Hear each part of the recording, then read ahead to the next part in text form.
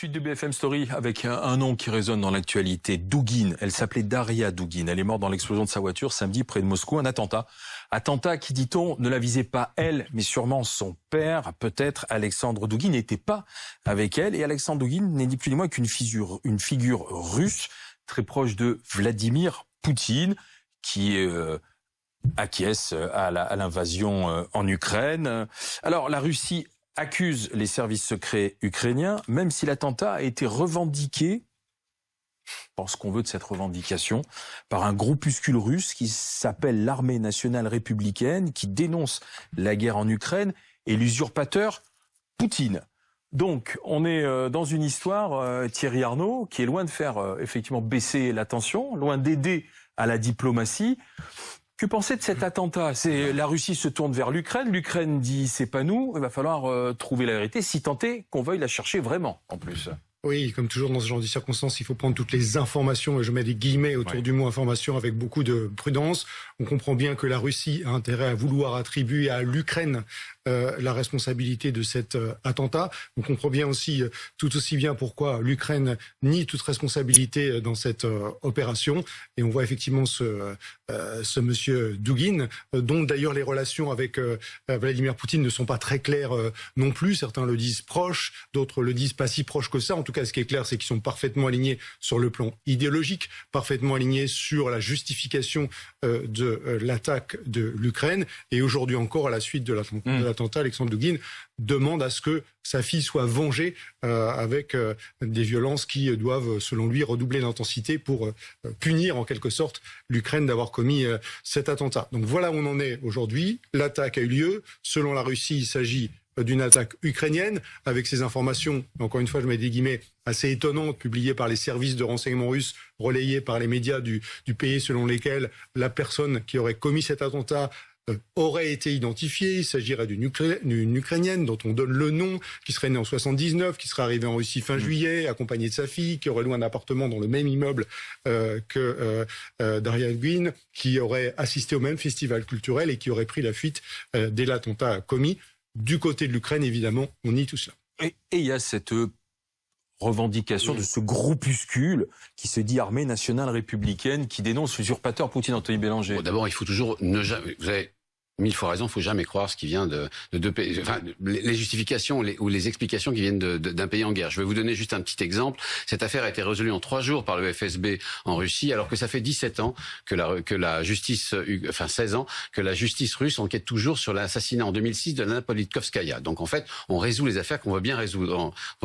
Clairement, par ailleurs, cet attentat est une véritable humiliation pour Vladimir Poutine. C'est lui qui a le monopole des attentats politiques en Russie. On pourrait faire le compte de l'ensemble des morts qui arrangeaient son régime, soit parce qu'ils étaient des journalistes indépendants, soit parce qu'ils étaient des politiques d'opposition, soit pour toutes les raisons du monde. En Russie ou dans des pays satellites, d'ailleurs. Dans des pays satellites, tout à fait. Ouais. Et d'ailleurs, on a assisté à une vague d'attentats depuis la guerre en Ukraine, histoire de bien prévenir tout le monde, que tout le monde groupire derrière Vladimir Poutine et son régime, que l'argent des oligarques, par exemple, appartenait à la Russie et leur service doit être rendu à la Russie. On n'est pas riche en Russie sans devoir quelque chose à Vladimir Poutine. Ça, c'était le message qui est passé avec 5 ou 6 attentats ou meurtres particulièrement horribles qui ont pu avoir lieu aussi bien en Grande-Bretagne qu'en Espagne que partout dans le monde.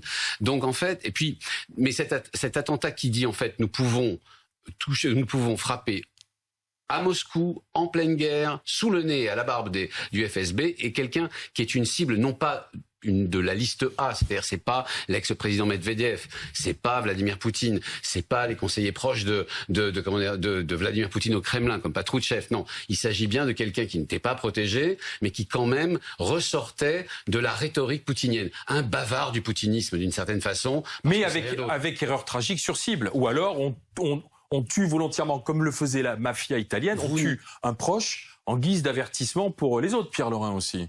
Bon, là, je pense que vraisemblablement, c'était bien Alexandre Douguine qui était visé parce que c'était sa voiture et que normalement, il devait être à bord et au dernier moment, ça a changé.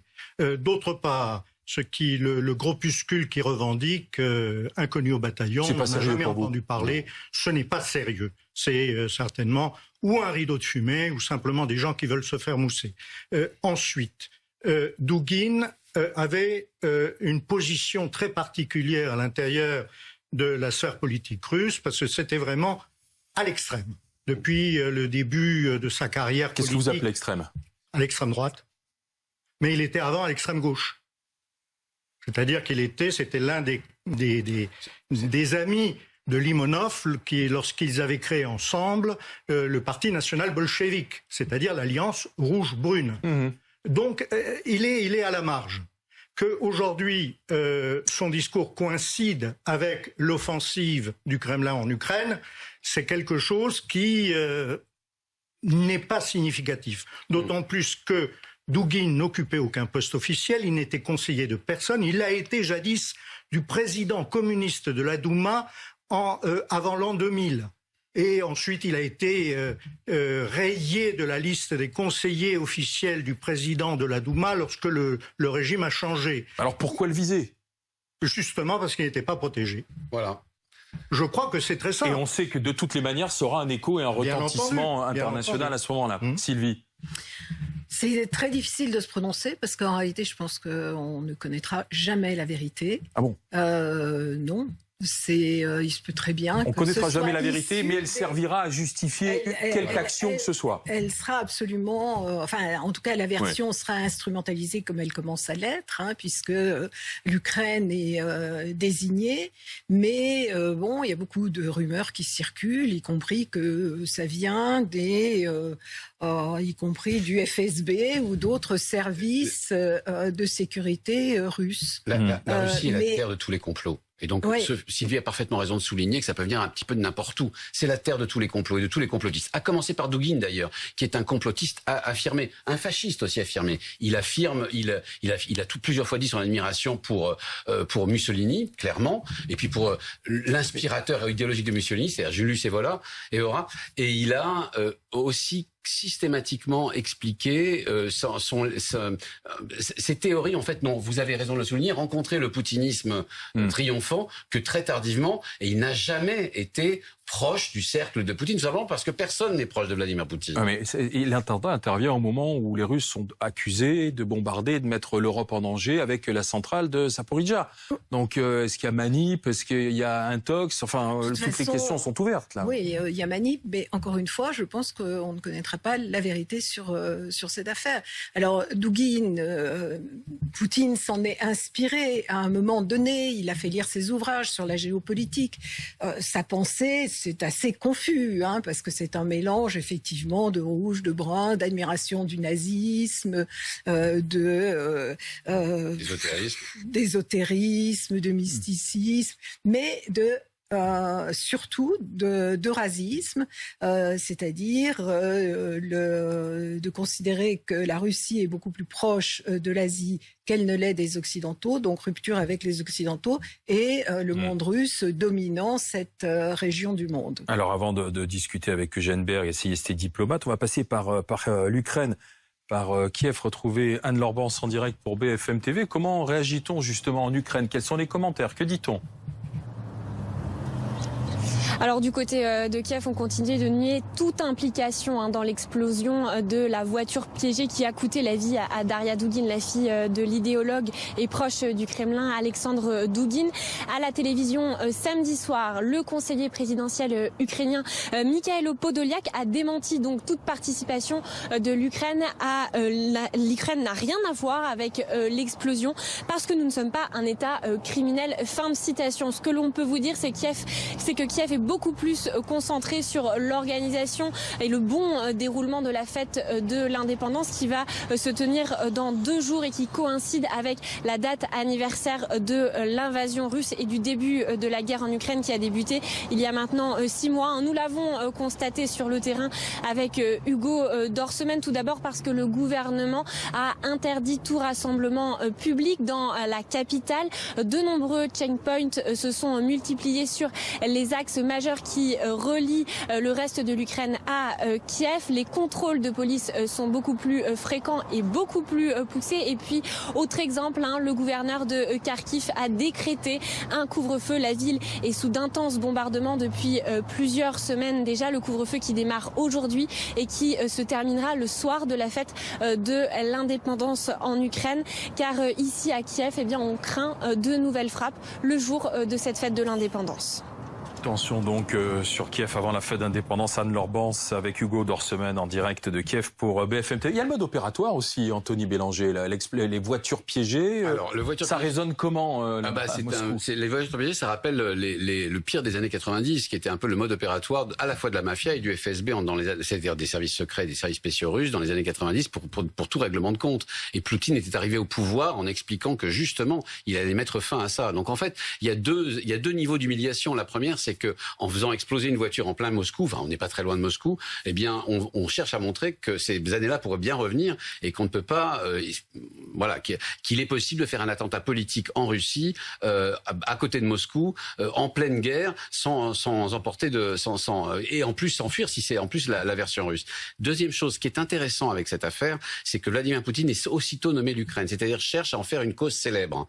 Et c'est bien pour cela que c'est dangereux. C'est-à-dire qu'en fait, si tout à coup il y a une espèce de propagande du Kremlin qui cherche à oublier l'humiliation, mais à faire de cet attentat une cause célèbre, avec une volonté de rétorsion, il a déjà dit que dans ces conditions, il n'engagerait pas pour parler de paix avec l'Ukraine. Eh bien, ça lui donne raison. Le danger que soulignait votre correspondante pour le 24 août, c'est-à-dire le danger de rétorsion massive de la Russie le 24 août, jour de l'indépendance de l'Ukraine et jour anniversaire, 6 mois avant de l'invasion de l'Ukraine, pourrait être effective. Eugène Berg est avec nous, essayiste diplomate, enseignant au Centre d'études diplomatiques et stratégiques. Bonsoir Eugène Berg. On essaie de comprendre cet attentat qui peut être derrière. Pourquoi est-ce qu'il intervient maintenant? Est-ce qu'il y a manip ou pas? Sylvie Berman nous disait on ne saura jamais la vérité. C'est aussi ce que vous pensez? Écoutez, je voudrais faire 2 commentaires à tous les commentaires très intéressants qui ont été faits. Le premier, c'est le commentaire de Poutine lui-même. Il a salué la mémoire d'une personne brillante et talentueuse, et il a dit c'est un cœur véritablement russe. Alors elle-même, toute gentille et mignonne qu'elle était, elle avait appelé au meurtre des Ukrainiens, à une espèce de nettoyage idéologique. Voilà ce que c'est qu'un vrai cœur russe. Je crois qu'il faut le souligner. Mais au-delà de ceci, par rapport aux hypothèses qui ont été présentées, l'armée républicaine nationale ou républicaine, les services secrets ukrainiens. J'ai regardé beaucoup de YouTube en russe et même en ukrainien, il y en a des dizaines déjà. Ça montre l'importance qu'accordent les observateurs, les politologues et même les plus neutres en Russie. Il y a une autre hypothèse qui circule, c'est que l'attentat n'a vraiment pas été dirigé contre Douguin lui-même, mais contre sa fille. Alors vous voyez, parce que sa fille, on la présente comme la future Marine Le Pen, excusez-moi de faire un parallèle avec la politique française, elle est jeune, attractive, elle va sur le terrain, ce qui n'est pas le cas de le père, et elle aurait pu déjà créer un parti ultranationaliste qui aurait gêné les Siloviki, qui aurait gêné la position un peu centriste de Poutine, et c'est un peu pour étouffer dans l'œuf cette émergence politique nouvelle que l'attentat a été commis. Voilà l'hypothèse. Donc, mais ça voudrait dire... rajoute à la confusion, bien sûr. D'accord, mais ça voudrait dire qu'à ce moment-là, ce serait une piste intérieure d'un attentat commis à l'intérieur, pour des raisons politiques. Souvenez-vous, hier, je l'avais évoqué, c'est-à-dire que c'est une branche des services secrets.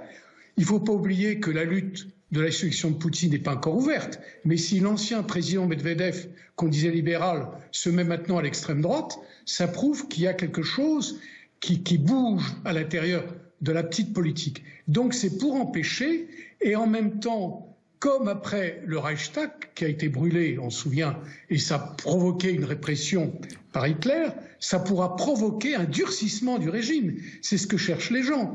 Poutine, évidemment, il est ce qu'il est, mais finalement, il a plus extrémiste que lui, il a plus nationaliste, et il a plus dur que lui, et peut-être toutes ses forces vont pousser Poutine à aller plus fort en Ukraine, et à l'intérieur, ces délicats équilibres politiques russes vont peut-être changer. En tout cas, cet attentat va être utilisé par ces forces. Alors attendez, Eugène Berg, Pierre Lerin, d'accord avec cette analyse? Pas franchement, non, tout simplement parce que elle n'est basée sur rien. Ce sont des suppositions.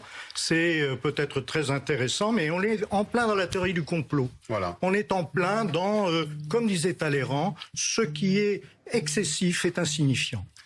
Et en plus, il n'y a aucune preuve et il n'y en a jamais aucune. Il faut comprendre aussi. On peut émettre des hypothèses quand même. C'est pas il y a des hypothèses plus réalistes que d'autres. En plus, si vous voulez, il faut bien comprendre que les intellectuels russes, d'une manière générale, sont fans de ce type de théorie, qu'ils passent des pages et des pages à raconter dans leurs journaux et c'est même devenu des spécialistes du genre à manipuler des paradoxes incroyables, des théories absolument époustouflantes qui finissent, y compris par fatiguer ceux qui les lisent et les écoutent. Donc, il faut surtout pas rentrer dans ce domaine. Et surtout garder la tête froide et voir ce que fait le pouvoir de part et l'autre de la frontière de cet attentat. C'est ça qui est intéressant. Qu'en fait Poutine, qu'en font les siens?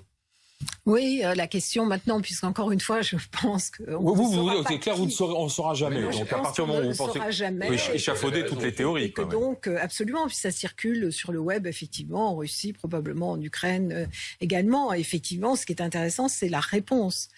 Poutine, là, a déclaré que c'était un crime absolument ignoble et cruel. Et c'est la réaction à l'encontre des Ukrainiens. C'est quoi l'hypothèse réaliste, alors, de l'attentat, Pierre Lerin? Il y a deux hypothèses réalistes. La première hypothèse réaliste, c'est effectivement des activistes ukrainiens qui ne sont peut-être pas liés du tout au pouvoir de Kiev. Qui veulent marquer le coup. Ça peut être également, effectivement, une question de vendetta politique à l'intérieur même du secteur d'extrême droite russe, où il y a toujours des luttes très âpres. Parfois, elles se règlent pacifiquement, comme la séparation entre Limonov, justement, et Douguine. Parfois, elles sont beaucoup plus violentes. Merci, messieurs, dames, de nous avoir aidés à comprendre. On verra si la vérité sur l'attentat contre Daria Dugin sort un jour. Dans un instant, retour aux affaires françaises.